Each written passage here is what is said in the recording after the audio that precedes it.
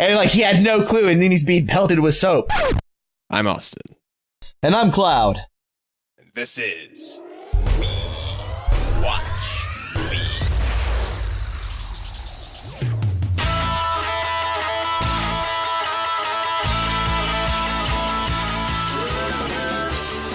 This week's movie is G.I. Blues. G.I. Blues is a 1960 musical comedy Elvis movie film directed by Norman Taurog, starring Elvis Presley, Juliette Prowse, and Robert Ivers. How about a plot synopsis? Elvis plays military, plays instruments, sings, goes to Germany, tries to get in this one chick's pants, plays music, sings, takes care of a baby, plays music, sings, finally gets the chick.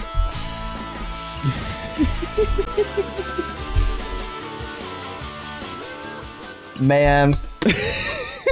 Honestly, I think like the budget for this movie was spent for the tank and explosion at the beginning of it, and everything else was just like, hey, hand Elvis Presley a guitar and just let him play. Mm-hmm. Well, and we will record whatever it happens. No, the army provided that's what that cooperation, the full cooperation of Uncle Sam and the army and the president and Mr. and Mrs. America, whatever that big long business at the beginning was, where it's like, hey, look, the military, like, we're not just faking it. All of that was provided because Elvis actually was in the army. He was drafted, and it was a big deal because they had to cut his hair, which they did on like TV. Well, it fucking grew back. I know, but it was Elvis. It's Elvis's hair. It's Elvis hair. Like, people call it Elvis hair. Like, it's Elvis hair. You don't want to. Well, that's the thing. Is like that makes it even better. Is that Elvis cut Elvis hair off, and then he regrew his Elvis hair. So like it doesn't even fucking matter because it's not like it disappeared forever. I mean, the hair would come back. He chose to get fat. Well, when Justin Bieber cut his hair, they sold it for charity. Yeah, because there's a whole bunch of retarded chicks out there who are buying it up. I don't like, remember what it sold for. Oh my god, Beaver fever! It's like, just line these bitches up and just get rid of them now. The world will be a better place. With bazookas. I would have rather spent my money on a bazooka. I could actually do something with a bazooka. I can't do shit with Justin Bieber's hair. Hair of another person. Prominently in your collection. Of what? I don't know. Creepy celebrity stalker memorabilia? Maybe. I mean, like, it's not like I don't collect hair, and I am not a Bieber fan, so I don't have anything from the Bieber. Like, the most Bieber I've ever really truly listened to is when Weird Al was doing one of his polka face things, and there was, like, the thing from Baby in it that he sang, and that was it. Like, I actively do my best to, like, wait a second, that sounds like a Bieber song, Abandoned Thread, and, like, kick over the speaker and then, like, shoot the player and then run for it. Yes, well. Yes, very well, because that's, like, the whole fucking movie right there. You know? Like, it's like an hour and 40-something minutes, and like an hour of that hour and 40-something minutes is just him playing and singing over and over. Now, at least it's different songs, and they kind of match the scene, but yeah, like, that's most of it. And then treating the sergeant like shit, because he's a dumbass, and they need money, because they want to start their own club. And I'm for that. I think that's fine. And it's just like, yeah, man, we need $600. Mm-hmm. What does he say? It's an old chili shack. Is that what he says? It used to be the building, something like that. Well, my first thing is like, okay, so they have the tank, and it's like, oh, the government and the military is helping, and we're gonna explode something for like a little bit, and then there's like, hey, this is a good job. I'm like, shut up, Elvis Presley. This ain't a good job. You make like tons of money and get all these chicks because you actually can sing and play music and you're good at it. And personally, I don't really care too. Preference kind of thing. I'm not harping on it. But like, seriously, and he goes and says, really? This is a good job. Like, no, it ain't. Shut up. You're in a fucking movie. Yeah. He was in the actual military. He was in the army, though, for a couple of years because he was drafted. And he didn't get any of his boss money while he was in the military. I guess he got it when he got back, but he didn't get it while he was in the army. And then it was like, we'll be the first tank crew on the moon. Or to the moon. It was the first tank crew to the moon. And I liked that.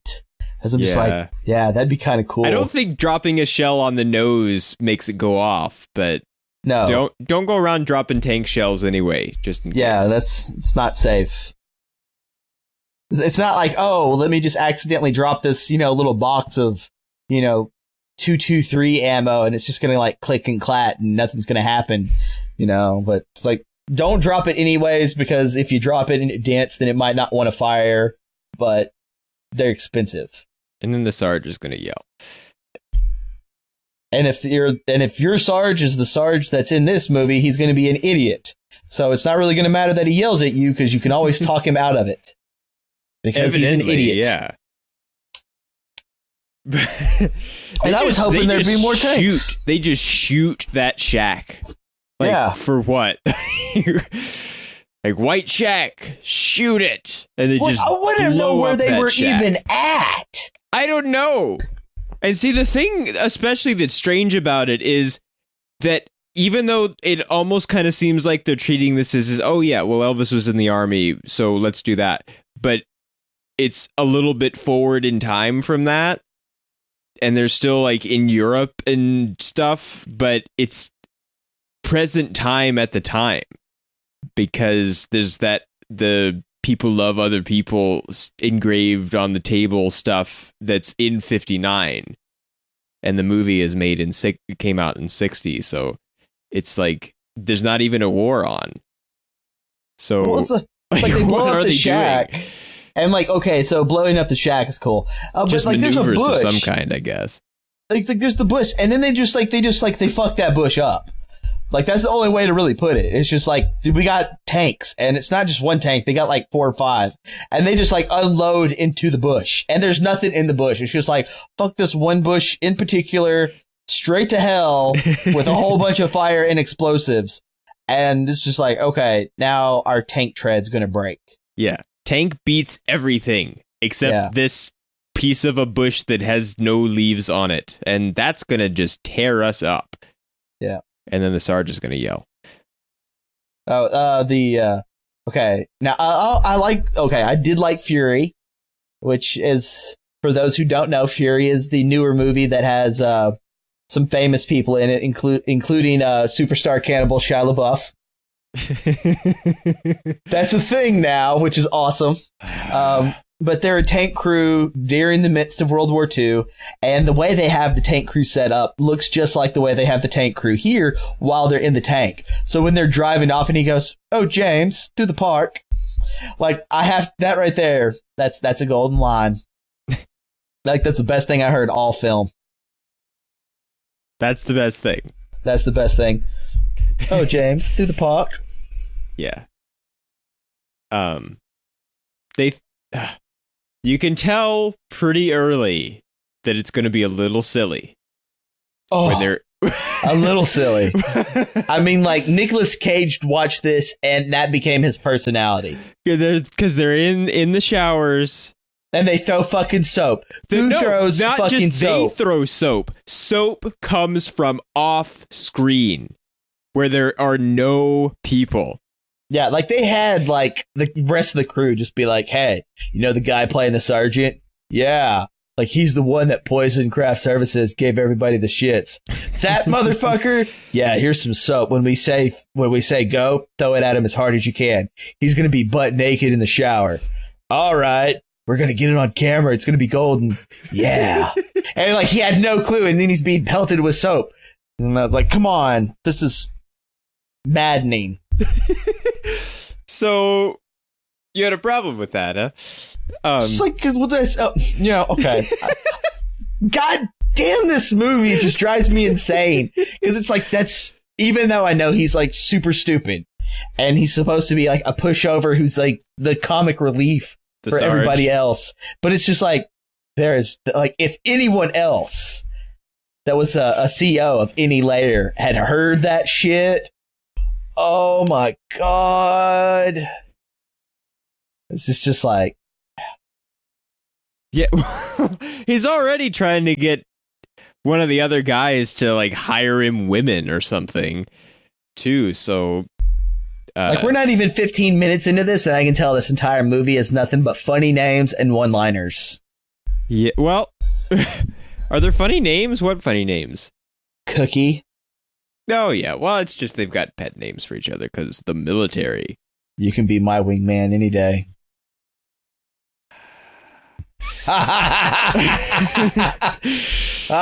Fucking pet names and military shit in the movies.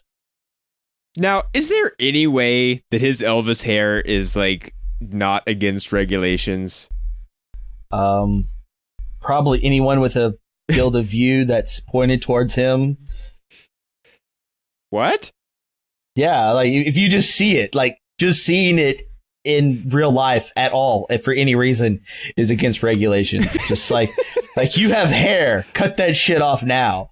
Like if we're not looking at it, it doesn't matter. But the instant I see it, that's when it's against regulations, and that's why there's no other COs in this movie except like the general at the end, who's like the only guy who shows up and it's like, shit got real because you bitches be tripping. Oh yeah, the one that's gonna issue the apology. Yeah. Yeah, like, so get your shit together. Like, he's the only CO in this entire movie that isn't a bumbling idiot.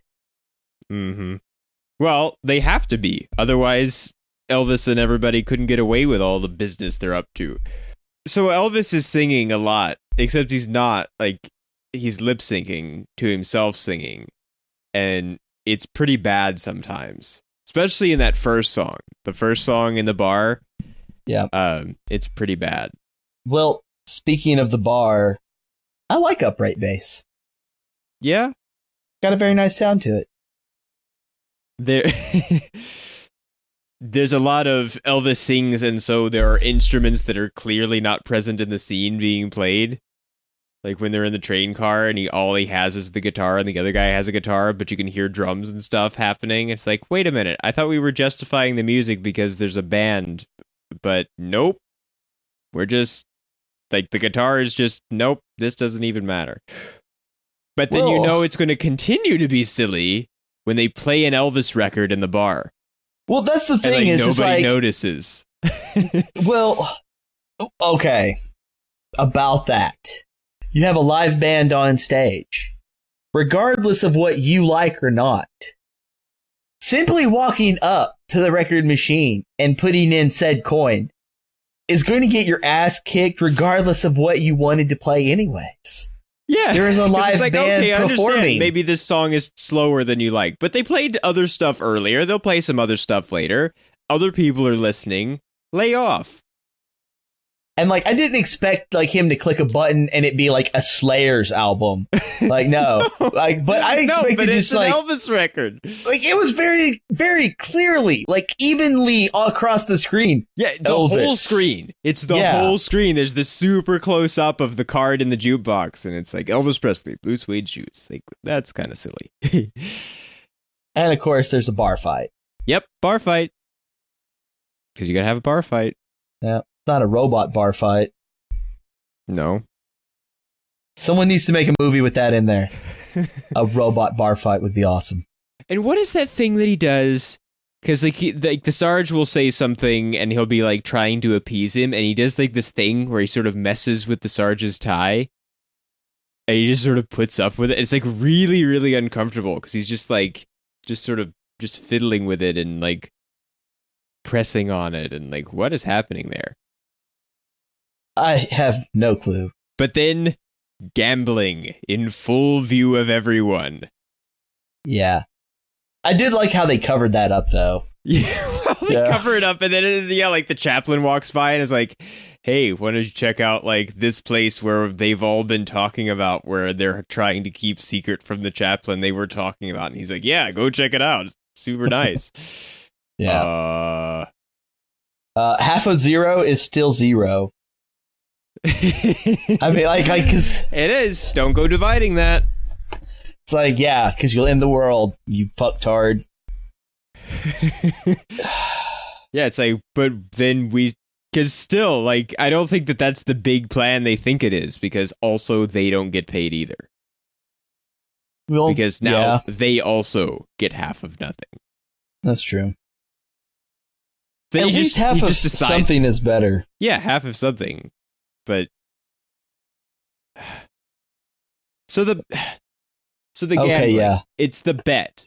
Like, the bet is the central thing to the whole movie, is that there's this dancer in the club that the chaplain apparently knows about too, that none of the other military guys can get to go out with them. And so they're gonna make a bet to see who can do it. Well, it's supposed to be this one guy, but then he apparently goofs off or something, and they transfer him to Alaska. Well, I think the way they put it is there's been too many complaints from German fathers, so they have to send him to Alaska. Like, really? Yeah. Really? Like, that's why people go AWOL. Yeah, like, Alaska? Like, what is happening in Alaska? I'm not even sure we have a base in Alaska. Especially then. Like, send him to back, like, because one of the other guys was stationed in Africa for a while. Like, send him there. Like, if it's German fathers that are the problem, let him go bother the African fathers for a while. But so he's gone. Yeah. I'm trying to remember what his name was. Dynamite. I think it's Dynamite. Yeah, Dynamite. Yeah, it's Dynamite. He's Dynamite. Tulsa places a bet with his friend Dynamite that he can spend the night with a club dancer named Lily. Which is actually not true. Yeah, it's inaccurate because he didn't want to have anything to do with it. No, yeah, it's other dudes that were stationed there that are being transferred somewhere else, and they just meet them at the train station. Yeah, and they make the bet. So that's not at all. Because Elvis is like, I can't do that. Can't be involved in that. And well, it's like he doesn't want it. He doesn't want it to be business. He doesn't want it to be business. And if there's money involved, then that makes it business. One thing did you notice that Elvis's army uniform is made out of like satin or something? Like, it's shiny and no one else's is. Well, it's because he's Elvis. I know, but he's Elvis in the army. But it's like his uniform is special and shiny, and everybody else's is canvas and normal. Not canvas. They don't wear canvas, but I don't think it's canvas. Whatever it is. No, it's not. At least it's not burlap. Nope. He would still probably have shiny burlap if that was what was happening. And as many of these movies as they made, where they made the same movie over and over, where he just like does various different things. Like, in this one he rides a motorcycle, and in this one he drives race cars, and they do a bunch of those. Like, he would have like, he's a sack race champion, and he has a shiny burlap sack racing sack. No, that's terrible. Like, no. Have you seen shiny burlap racing sack? Seriously? God damn it, Elvis Presley, you and your shiny shit and your fancy hair and always having to sing every fucking 5 minutes. Yeah, it's so much singing. I mean, I know it's Elvis and like you want him to sing because it's Elvis, but... Well, that's why I got the fucking CD, man. Really? I don't have it. Like, my mom has it. You know, she likes Elvis. The CD. There's an Elvis CD. Hey, back when it was the CD, you know, they fucking had like TV commercials for that shit. Like, order the CD now. Yeah. Is it gold on the front? I bet I know which one it is. Or hell if I know. It's either gold on the front or it's black on the front, because those are the two that were a big deal. Yeah, well. My mom has one of them, and I pay no attention to it. That's her business, whatever. Pay no attention to the Elvis CD. Really, more than all the Elvis singing is that her first dancing scene goes on for a very long time. Yeah. Like, I understand that, like, it's a performance, and she doesn't do it very often. It's not like, oh, well, you got to do like a 30-second dance every 10 minutes to entertain these folks. Like, no, it's like a fancy bar/restaurant area. And then at a particular time, she shows up, dances for a little bit, and then it ends. And then the band goes back to playing their live music, and everybody else goes back to doing their bar and/restaurant stuff, whatever. But just for the movie purposes, it did kind of stretch on a lot. Yeah, it felt very long. Like, it felt like 10 minutes long. I'm sure it wasn't. I'm sure it was like 3, but it felt very long. Because it just, like, the whole movie just kind of stops while we watch her dance, which I guess is okay if you want to watch her dance, but... I mean, it's not like she was bad at it. No, but it kind of breaks the flow a little bit in a way that the second one doesn't, because the second one is, like, faster and more businessy, and it's not and doesn't go on for as long, I don't think. Well, honestly, I think the various hats. I think the second one lasted longer, but it's because she interacted with the audience a little bit more. Maybe. But I noticed a lot of repetition in that one. Yeah, there was. It could have been not anywhere near as long, or been more varied, I suppose. But because he must play a guitar and sing. Yep.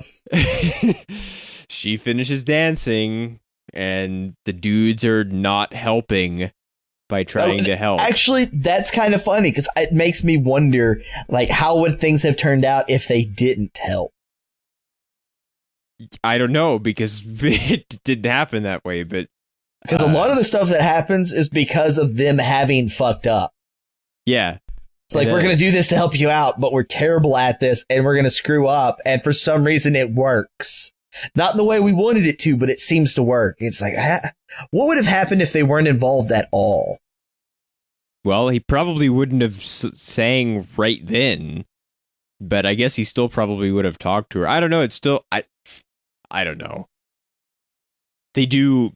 He probably would have just walked up like, hey, baby. Oh, I'm Elvis Presley. Yeah. And then she would have dropped her panties. I'm just saying. That's actually the thing that's interesting, is because the what everybody thinks of as Elvis is really Fat Elvis, like late 70s Fat Elvis.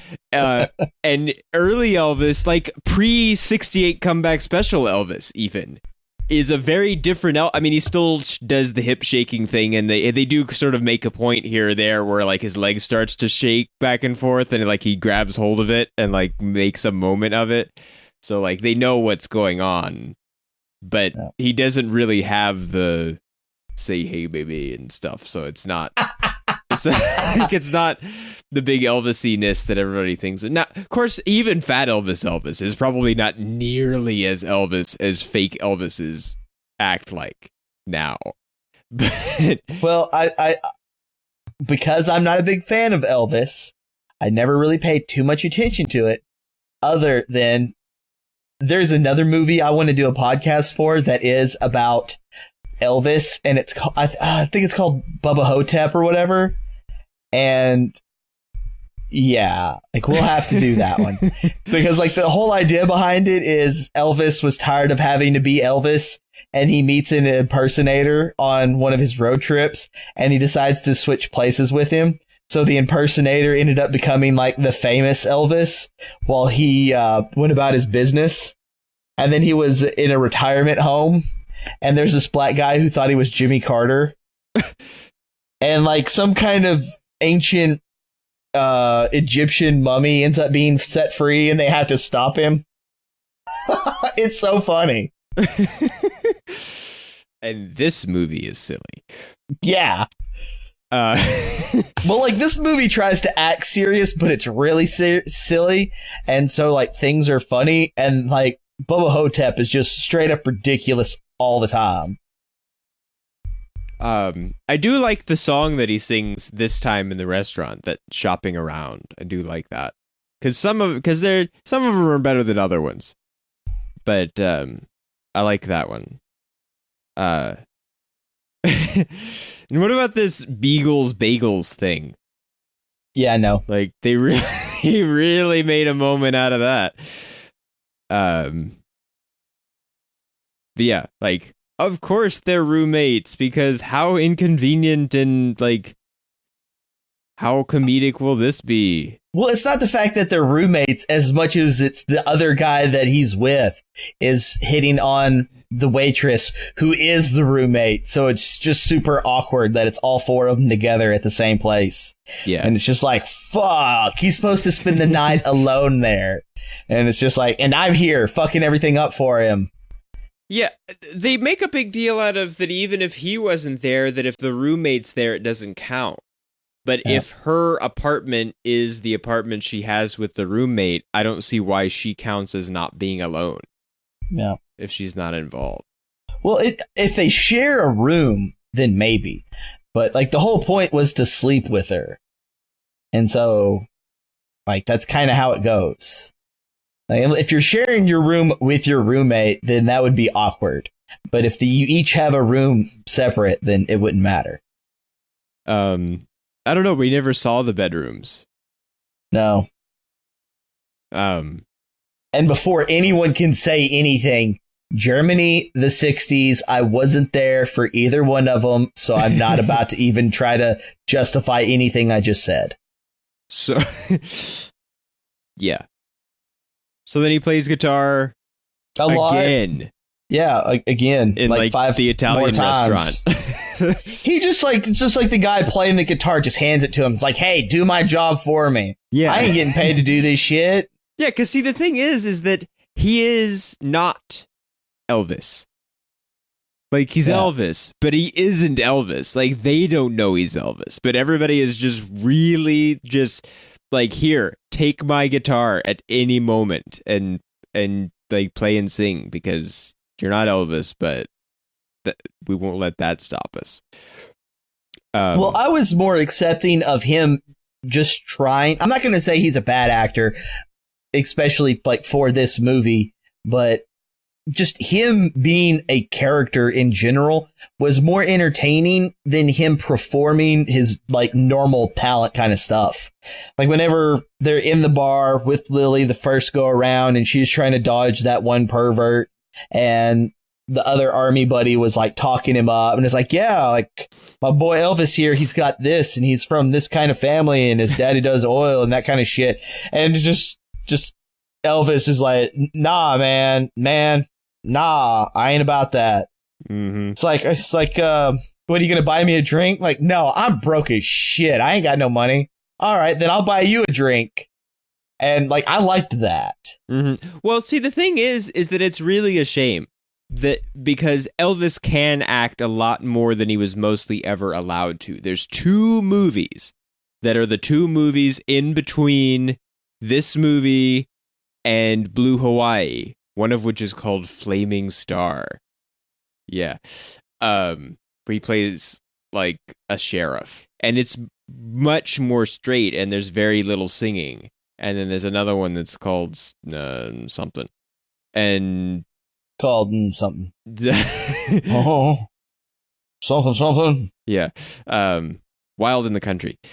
Yeah. Lot less singing. But then, and they did those, and those were pretty okay, but they were, even as not that successful as this movie was, they were slightly less so. And then they made Blue Hawaii, which is like this, but even more silly and more singing.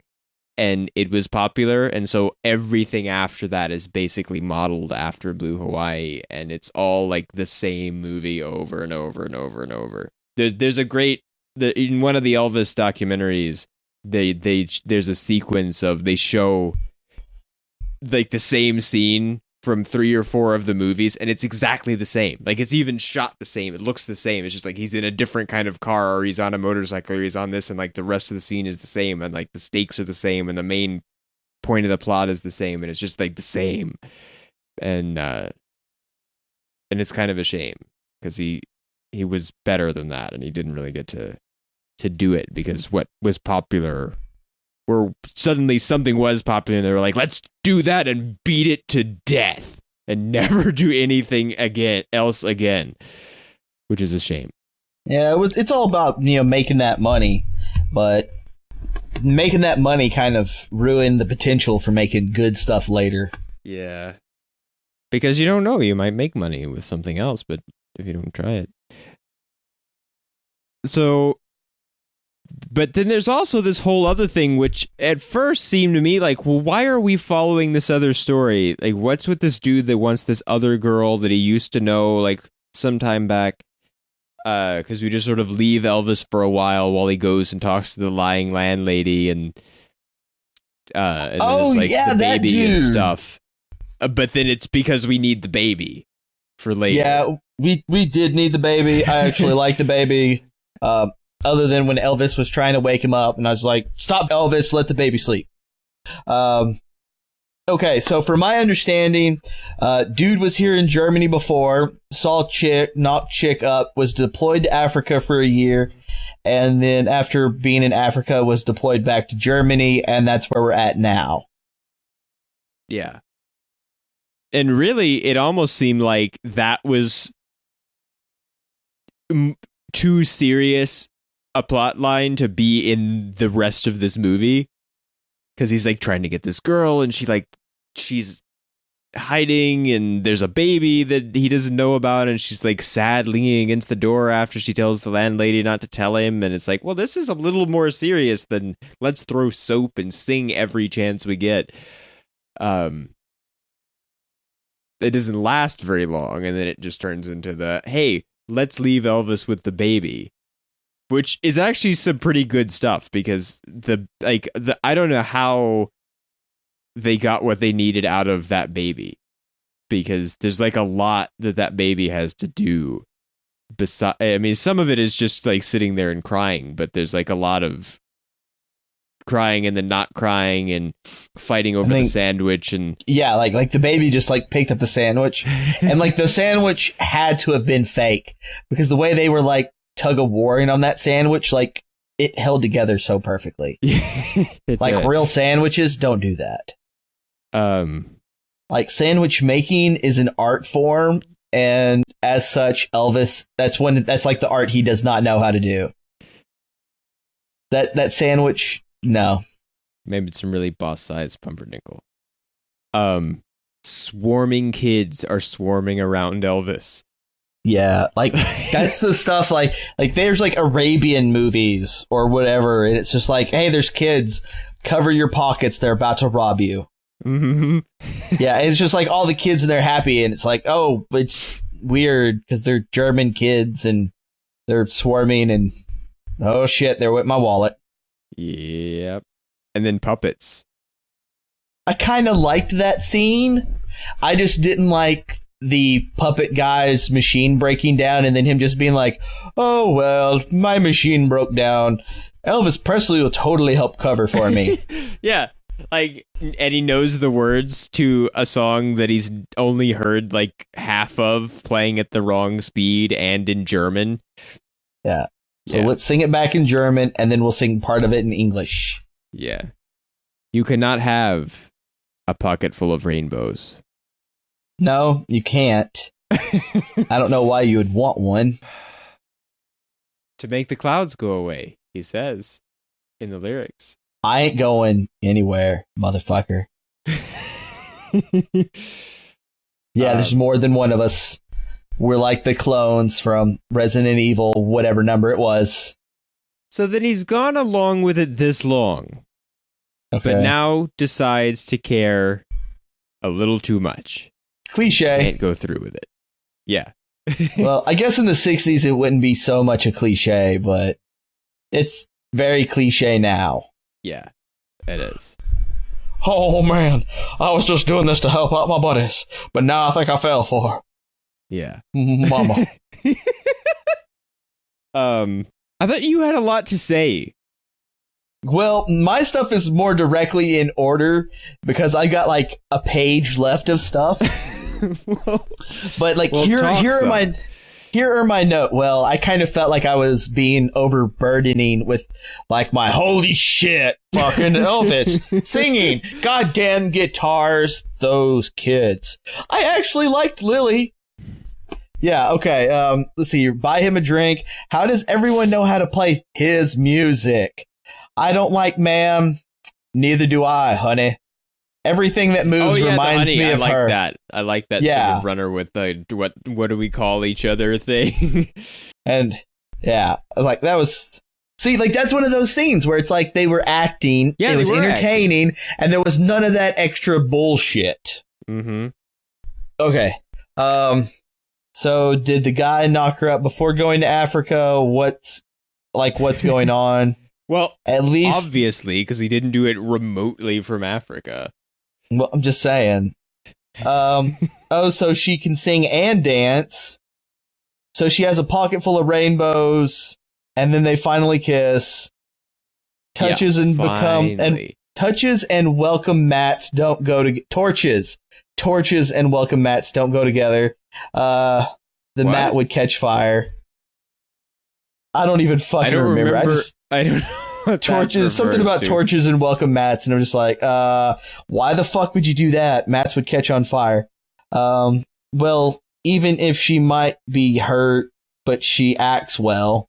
Oh, because that's after he was like, I can't do this anymore, and then she had to dance like right afterwards. Yeah.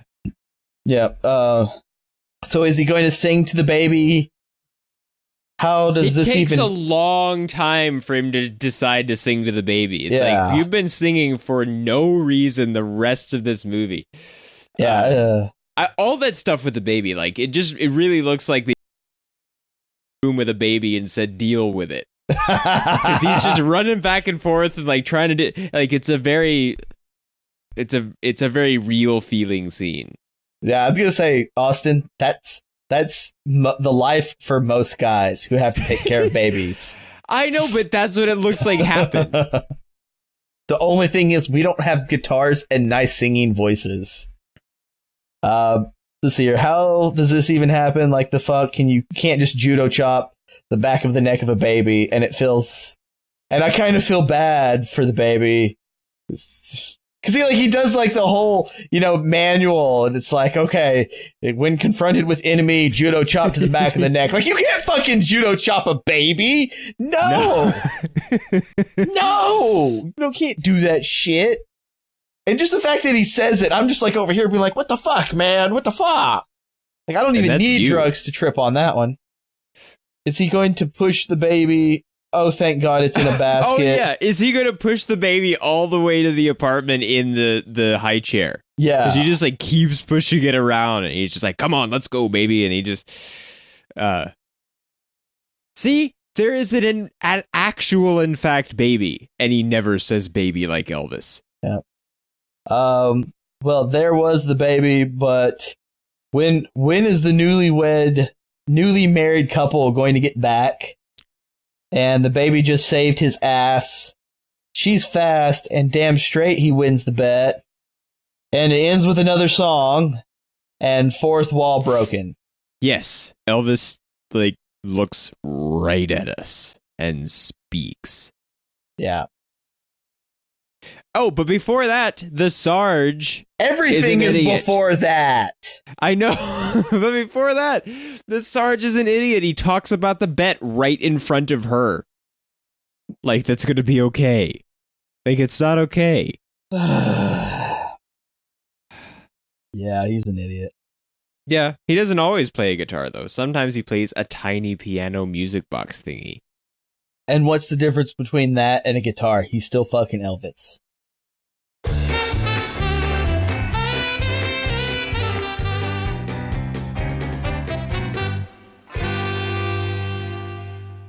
So how do we feel about Stars?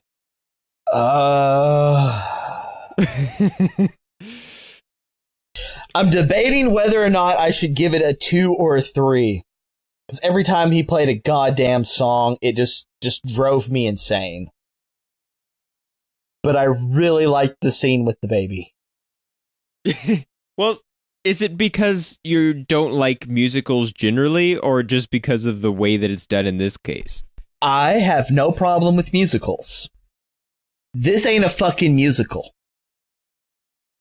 Having one guy dance and sing and play instruments, a musical does not make. Not good enough. It doesn't really. It's not. This really ain't fucking Grease, man. Or Hairspray. Really? Surprisingly enough, I actually like Hairspray. Both of them. The John Travolta really made it for the second one. He's a fat woman. Yeah. I'm gonna have to give I'm gonna give it a 2 stars. I really like the baby, but I just get too pissy every time he plays. And then that whole like why do you gotta be a little bitch? Like, why you cause your own problems? Guys, shut up and let me do my job. And then when he broke the fourth wall, I was just like so flabbergasted. I'm like, you did so fine up to this point. And I'm just like, you could have ended it off in a good note. And then you just decided like, hey, this is a movie. Like, yeah. I don't know. It's tough because there aren't the same kind of things wrong with it. Like, it's not just like broken, really. It's just silly and dumb and Well, I can handle silly and dumb. I mean, I think they did a pretty decent job with it being silly and dumb. Like, that didn't bother me like other movies do, where they do a bad job of being silly and dumb. Yeah. But there's not really, I mean, there's some things that are cliches now, but were probably significantly less so at the time. And there's some good acting and stuff. And there's the baby. And I don't even really like babies. And like this one is pretty cool. Like I kind of want to take that baby and go out in a tank and go blow up sheds. Little shacks and shit, you know. I think I'm going to give it 3 stars, but just barely. It would probably be a 2.5 if such things were allowed. GI Blues, 2 stars. Don't watch. But it's an Elvis movie. Actually, if you're going to watch an Elvis movie, go watch Flaming Star, because it's a real movie that's an Elvis movie. But this is what people point to when they say Elvis movies. They think of this, they think of Blue Hawaii, they think of Clam Bake, they think of that sounds like vagina torture porn or something. There's a whole song. He's a clam bake. It's like the main line in the song. It's like, what are you talking about? Like, that's terrible. Who wrote this song? Who is responsible for this? You're not even giving him good songs to sing. It's not even that the movies aren't that good. It's like not even the songs are that good at this point. Like, stop it. Yeah. Well, that's all we have to say about GI Blues. We said a fucking lot about GI Blues, and none of it was really any good, except for the baby. I got nothing bad about that baby. We'll be back next week. Oh, yeah, let's see here. That was one of my notes. Fuck that white shack, the love shack. Yeah, that was my note. This is We Watch Movies. Thank you. Thank you. Thank you very much.